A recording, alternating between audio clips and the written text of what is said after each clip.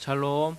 저희 영상으로 월요 새벽 기도회 가운데 함께 하신 성도 여러분들을 주님의 이름으로 환영합니다. 저희 찬송가 269장 1절과 3절 함께 찬양 드림으로 월요 새벽 기도회를 하나님께 드리겠습니다.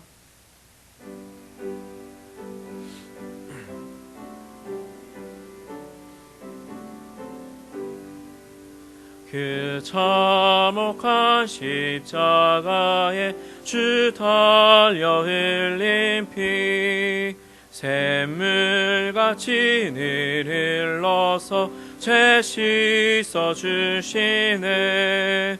값없어도 다 나와서 내 죄를 고하며 흰 눈보다 더 희도록 참 성결 얻으리. 나 믿노라 나 믿노라 그 보혈 공로를 흠없어도 피 흘리사 날 구원하셨네. 온 백성의 죄 사하신 하나님 어린 양 그 십자가 지심으로 온 인류 구했네. 저 영원한 새 나라에 다 같이 모여서 금검은고 한 곡조로 새 노래 부르리. 나 믿노라 나 믿노라 그 보혈 공로를 흠없어도 피 흘리사 날 구원하. 나 믿노라 나 믿노라 나 믿노라 그 보혈 공로를 흠없어도 피 흘리사 날 구원하셨네. 아멘.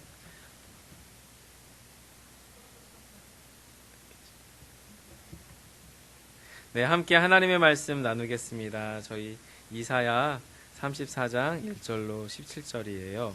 같이 합독할 건데요. 저희가 큐티책 263면에 이사야 34장 1절로 17절의 말씀 함께 읽겠습니다. 열국이여 너희는 나와 들을지어다. 민족들이여 귀를 기울일지어다. 땅과 땅에 충만한 것 세계와 세계에서 나는 모든 것이여 들을지어다.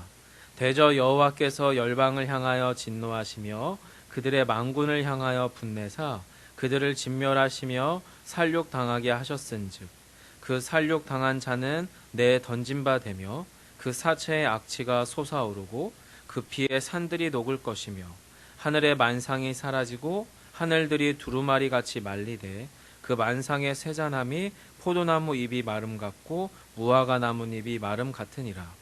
여호와의 칼이 하늘에서 족하게 마셨은즉 보라 이것이 에돔 위에 내리며 진멸하시기로 한 백성 위에 내려 그를 심판할 것이라. 여호와의 칼이 피 곧 어린 양과 염소의 피에 만족하고 기름 곧 순양의 콩밭 기름으로 윤택하니 이는 여호와를 위한 희생이 보스라에 있고 큰 살육이 에돔 땅에 있음이라. 들소와 송아지와 숫소가 함께 도살장에 내려가니 그들의 땅이 피에 취하며 흙이 기름으로 윤택하리라. 이것은 여호와께서 보복하시는 날이요 시온의 송사를 위하여 신원하시는 해라. 에돔의 시내들은 변하여 역청이 되고 그 티끌은 유황이 되고 그 땅은 불붙는 역청이 되며 낮에나 밤에나 꺼지지 아니하고 그 연기가 끊임없이 떠오를 것이며 세세에 황무하여 그리로 지날 자가 영원히 없겠고 당아새와 고슴도치가 그 땅을 차지하며 부엉이와 까마귀가 거기에 살 것이라. 여호와께서 그 위에 혼란의 줄과 공허의 줄을 두리우실 것인즉 그들이 국가를 이으려 하여 귀인들을 부르되 아무도 없겠고 그 모든 방백도 없게 될 것이요 그 궁궐에는 가시나무가 나며 그 견고한 성에는 엉겅퀴와 새 품이 자라서 승냥이의 굴과 타조의 처소가 될 것이니 들 짐승이 이리와 만나며 순염소가 그 동료들을 부르며 올빼미가 거기에 살면서 씨는 처소로 삼으며 부엉이가 거기에 깃들이고 알을 낳아 까서 그 그늘에 모으며 솔개들도 각각 제 짝과 함께 거기에 모이리라.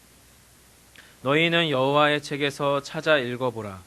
이것들 가운데에서 빠진 것이 하나도 없고 제 짝이 없는 것이 없으리니 이는 여호와의 입이 이를 명하셨고 그의 영이 이것들을 모으셨음이라. 여호와께서 그것들을 위하여 제비를 뽑으시며 그의 손으로 줄을 띄어 그 땅을 그것들에게 나누어 주셨으니 그들이 영원히 차지하며 대대로 거기에 살리라. 아멘. 저희가 누가복음 말씀들을 새벽 시간에 같이 나누었는데요. 새벽에 누가복음 말씀을 마친 후에 이어서 저희가 이사야 말씀을 나누고 있습니다. 특별히 오늘 본문 34장은 에돔으로 대표되는 이스라엘 주변의 이방 나라, 우상들을 섬기는 열국들이죠. 그 열국들의 멸망에 관한 이야기를 다루는 것이 본문 34장입니다. 그리고 이 본문 34장은 이어서 그 다음에 등장하는 35장에서 유다의 밝은 미래, 구원에 관한 이야기와 쌍을 이루고 있습니다. 즉 에돔과 유다의 운명이 대조되는 것이 여러분과 제가 읽은 본문 34장과 이어 35장에 등장한다는 거예요. 앞서서 에돔은 여호와의 심판에 관한 이야기를 말하고 있고, 그리고 35장에 등장하는 유다는 여호와의 구원을 극명하게 보여주고 드러내는 것이죠. 그런 관점에서 여러분과 저희가 읽은 이 본문 34장은 심판의 말씀이 주 내용이었던 이사야 1장부터 33장까지의 앞의 내용과 구원의 약속이 강조되는 그 이후의 이야기부터 마지막 66장을 연결해주는 역할을 하는 것이 바로 이 본문 34장이다라고 하는 거예요. 특별히 오늘 본문 1절부터 4절에서는 열방을 향한 하나님의 진노, 강력한 진노가 하늘을 포함한 삼라의 모든 만상들의 쇠락과 멸망을 보여주고 있습니다. 그리고 5절로부터 15절까지에서는 에돔으로 대표되는 이방 나라들, 신분 고하를 막론하고 남녀노소를 막론하고 왕으로부터 촌부에 이르기까지 완전한 진멸과 소멸이 에돔 땅 가운데 있을 것을 여호와의 칼, 여호와의 진노라고 하는 키워드로 묘사합니다. 그리고 마지막 16절로 17절은 심판한 땅의 주인이 사람이 아니라 들짐승으로 바뀌어져 있는 황폐한 땅의 이야기로 오늘 본문이 마무리가 되고 있지요. 즉 이사야 말씀은 하나님의 완전한 심판과 하나님의 완전한 구원의 시작과 끝을, 또한 앞과 뒤를 동시적으로 보여주고 있다라고 하는 것이에요.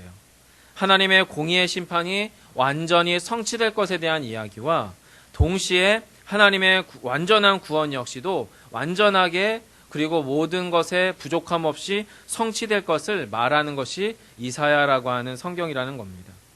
오늘 본문을 통해서는 하나님의 심판의 완전성에 관하여서 이사야는 이야기를 합니다. 1절을 잠시 보시면 1절에는 반복되는 단어들이 등장을 해요. 열국이라는 단어, 민족이라고 하는 단어, 이어서 땅과 땅에 충만한 것, 세계와 세계에서 나는 모든 것들이여 라고 하면서 한 대상을 지칭하되 열국이라고 표현하고 민족이라고 표현하고 여러 다양한 표현을 통해서 한 대상을 반복적으로 표현하고 있지요. 그런데 이렇게 반복되어지는 이 표현, 모든 열국, 모든 민족, 그리고 땅의 모든 것, 세계에 난 모든 생명의 존재들은 하나님의 심판으로부터 제외되는 대상이나 존재가 하나도 없을 것에 대해서 본문 1절은 사실은 이야기하고 있는 겁니다. 그리고 2절에서는 여러분 하나님의 심판 가운데 드러나는 정서가 무엇인지를 보여주지요. 2절을 제가 읽어드릴게요. 대저 여호와께서 열방을 향하여 어떻게 해요? 진노하십니다. 또한 그들의 만군을 향하여 어떻게 해요? 분노하십니다. 그렇게 하나님께서 열국을 향하여 온 세계를 향한 하나님의 정서는 진노와 분노라고 하는 거예요. 그리고 진노와 분노 가운데 쏟아내는 하나님의 심판의 강도와 질이 어떠냐, 그것이 여러분 34절이죠. 즉 하나님의 심판과 강도는 진멸함이고 살육함인데 그 살육의 정도가 얼마나 심한지가 본문 이어서 3, 4절에 등장을 합니다. 함께 읽어보겠습니다. 그 살육당한 자는 내에 던진 바 되며 그 사체의 악취가 솟아오르고 그 피에 산들이 녹을 것이며 하늘의 만상이 사라지고 하늘들이 두루마리같이 말리되 그 만상의 세자남이 포도나무 잎이 마름 같고 무화과 나뭇잎이 마름 같으리라. 성도 여러분, 하나님의 심판의 정도와 하나님의 심판의 강도는 결국에는 완전한 진멸과 완전한 소멸인데 하나님의 이 살육의 정도가 어느 정도냐면 눈에 보이는 존재인 인간이라고 하는 존재의 살육의 정도는 악취가 세상 가운데 진동하고 그 피가 산들을 녹일 정도라는 거예요. 이렇게 모든 열국 가운데서 하나님께서 행하시는 완전한 진멸의 정도는 결국에 모든 자연 생태계 가운데 삼라만상이 파괴될 정도로 그 본래 형태를 잊을 정도로 처참하고 참혹하고 공포스러울 정도의 심판이다라고 하는 것이 여러분 본문 3, 4절이 이야기하는 거예요. 여러분 이 3, 4절의 이야기는 인간 세상이 최악의 공황 상태에 빠지게 되는, 인간 세상이 가장 최악의 공포적인 또한 죄악 가운데 완전 점철되게 되는 그 유사한 상황이 하나 있죠. 여러분 그 상황이 무엇입니까? 바로 전쟁입니다.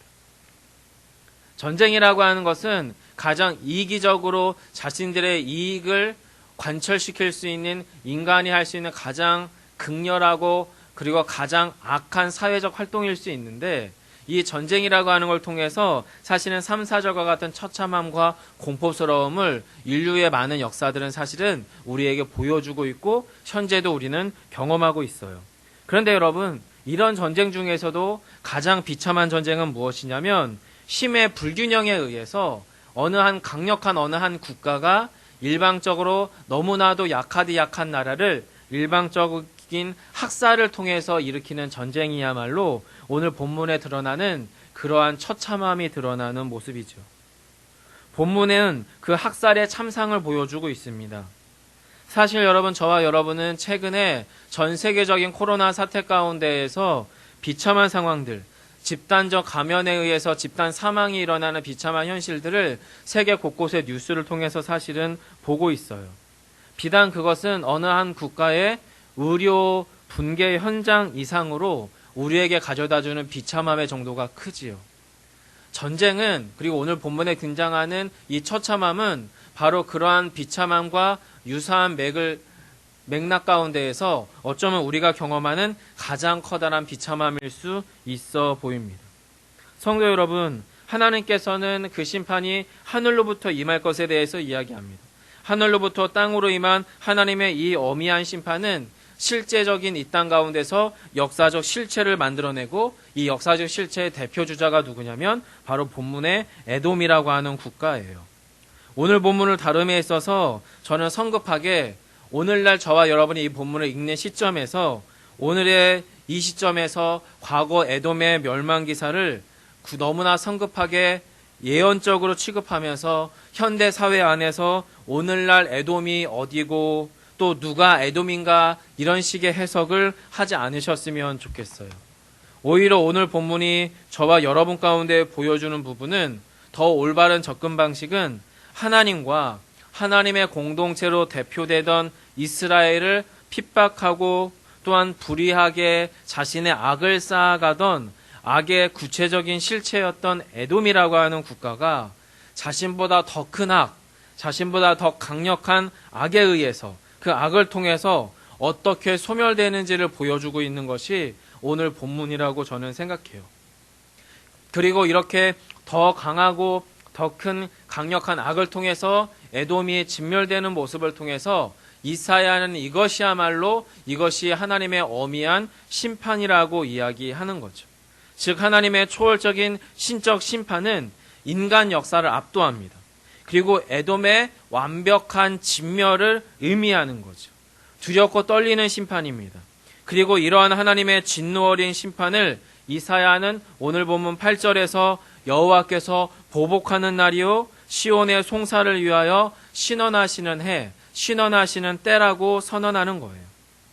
결국에 에돔이라고 하는 고대 국가는 더 이상 국가의 형태로 존립하지 못하는 완벽한 폐허를 경험하게 됩니다. 하나님의 심판의 공의는 그들에게 여호와의 진노의 칼로 임하게 된 것입니다. 그리고 그 땅의 주인이 바뀌어요. 그 땅은 더 이상 사람이 사는 땅이 아니라 온갖의 들짐승들의 쉼터고 안식처로 전락하며 자연 상태로 돌아갈 것에 대하여 이사야는 이야기합니다. 성도 여러분, 하나님의 두렵고 떨리는 심판은 온 우주 만물을 아우르되 철저하게 인간의 역사 안에서의 흥망성쇠를 통해 극명하게 드러납니다. 언제든지 우리 스스로가 만물의 영장이라고 자만하며 스스로 높이며 하나님 없는 삶을 산다면, 하나님을 제외한 모든 것을 만물 가운데서 그것들을 나의 우상으로 삼아 돈도 사랑하고 지식도 사랑하고 지혜도 사랑하고 권력도 사랑하고 또한 육체적 사랑도 사랑하며 하나님 모든 것 제외한 모든 것을 나의 우상으로 삼는 삶을 살아가는 한 우리가 우리의 삶에 영원히 훼손되지 않을 거라고 확신하는 우리의 삶의 영원한 생명의 기초라고 여길 만한 하늘조차도 또 이 땅조차도 결국에 우리의 것이 아닐 것을 오늘 본문은 이야기하는 거죠. 마치 에돔이라고 하는 국가가 기초하고 있었던 그 땅이 들 짐승들의 천국으로 전락됐던 것처럼 우리에게 우리의 삶을 영위하게 하는 이 하늘과 이 땅조차도 영원히 우리의 것이 되지 않을 수 있다는 거예요. 무엇보다 너무나 확실한 것은 우리의 안전과 풍요로움을 담보해 주었던 이 땅의 모든 재화들, 우리가 우리의 삶에서 너무나도 필요하고 절실하다고 느꼈던 그 모든 것들이 결국에는 뜬구름과 같이 허상처럼 사라지고야 만다는 것을 에돔의 멸망 이야기는 저와 여러분에게 보여주고 있는 것입니다. 성도 여러분, 저희가 지금의 코로나 사태 속에서 무엇을 분명히 배우고 무엇을 분명히 깨달아야 할까요? 현재 우리는 진실로 누구 앞에 겸손하게 서야 하며 우리의 삶의 존재를 온전히 세워가야 할지 질문받고 있는 시점이 오늘 이 시대, 바로 이 시간이라고 저는 생각합니다. 그리고 오늘 본문 안에서 저희는 두렵고 떨리는 하나님의 현존 앞에서 진실로 겸손하되 두려움과 절망이 아닌 비록 죽을 것 같은 심판날과 같은 고통이 현재 우리의 삶 가운데 놓여 있을지라도 하나님 아버지께서는 완전하고도 두려운 심판 이상으로 완전하고도 기필코 이루시는 구원의 하나님이 되시기 때문에 당신의 그 구원의 뜻을 결코 멈추지 않을 것을 기억하기를 소망합니다. 그리고 우리에게 오셔서 예수 그리스도를 통한 완전한 죄에 대한 사망 선언을 하신 이후에 우리에게 완전한 구원의 이야기를 선물로 주신 그 하나님을 오늘도 기억했으면 좋겠습니다. 그리고 오늘도 구원과 영생의 소망 중에 살아가시는 저와 여러분이 되시기를 간절히 원합니다. 기도하겠습니다. 전능하신 아버지 하나님, 에돔의 멸망 이야기는 어찌 보면 인간 역사에 놓여있는 참혹한 전쟁의 참상 같기도 하고 모든 국가들이 누구나 당연히 경험하게 되는 모든 나라와 모든 존재의 흥망성쇠의 이야기 같기도 하며 또한 오늘날 코로나로 인하여서 전 세계가 또 우리의 삶의 자리가 완전히 뒤바뀌어서 우리의 생명을 담보할 수 없는 두려움과 공포 가운데 놓여있는 지금의 현실과 또한 매우 유사한 듯 보이는 오늘 본문의 이야기 속에서 주님, 저희가 막연한 두려움과 상실에 대한 공포와 어떤 하나님의 진노와 심판날에 대한 막연한 어려움과 두려움으로 살아가는 우리의 삶이 아니라 도리어 하나님의 완전한 심판만큼이나 우리를 향한 하나님의 완전한 구원의 이야기가 우리 안에 깃들어 있음을 믿음으로 바라볼 수 있도록 주님 은혜를 더하여 주옵소서.